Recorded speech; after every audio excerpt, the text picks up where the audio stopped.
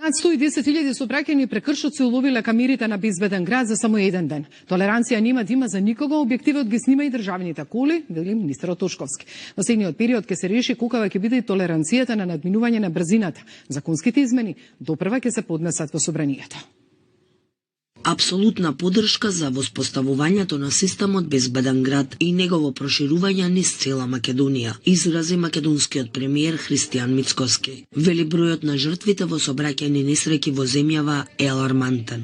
Некои велат тоа ќе донесе критика за владата, тоа ќе донесе силен политички удар. Јас велам, подготвени сме тој политички удар да го издржиме, само да спасиме некој човечки живот. Затоа што само изминативе недела две во стројиот центар на главниот град имавме 3 жртви.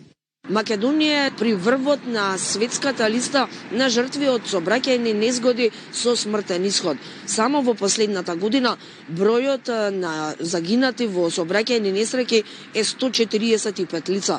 Ова го истакна министерот за внатрешни работи Панче Тошковски на националната конференција за безбедност во сообраќајот. Се со цел да 2025 година немаме 142 жртви на улиците низ Македонија, жртви, наши луѓе. Тоа се луѓе кои што имаат браќа, сестри и кои што имаат семејства во Македонија, тоа се наши луѓе кои што сме ги изгубиле во Македонија. Граѓаните задоволни, велат, крајно време беше да се воспостави овој систем за да се спречат сообраќајните трагедии. Супер е. И така да продолжи. И ние пешаците сме за никаде, ама и возачите. Да функционира и да се казнува. Да се стави ред во државава со тој сообраќај, толку жртви имам. Навистина е тоа страшно нешто.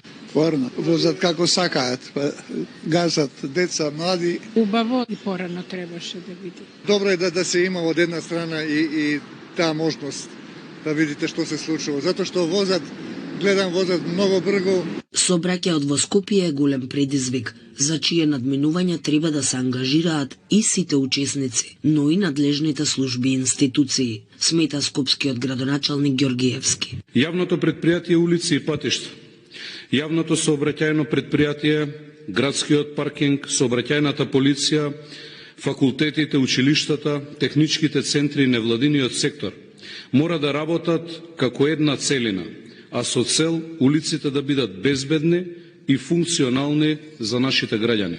Надлежните најавуваат изградба на безбедна патна инфраструктура и поставување соодветна сигнализација, со цел бројот на жртвите да се намали за најмалку 50% до 2030 година, со тенденција да се стигне и до 0 жртви. Бројките за жал се лоши. Македонија е во врвот и тоа е нешто што не е добро и се надевам дека заеднички во соработка со Министерството за внатрешни работи и останатите институции ќе можеме тука да ги подобриме работите. Да создадеме безбедна средина за секој граѓанин е наша обврска. Институционална, професионална и морална. Во првите 24 часа камерите на безбеден град регистрирале дури 110.000 прекршоци, од кои околу 5.000 биле за непочитување на црвеното светло на семафорите.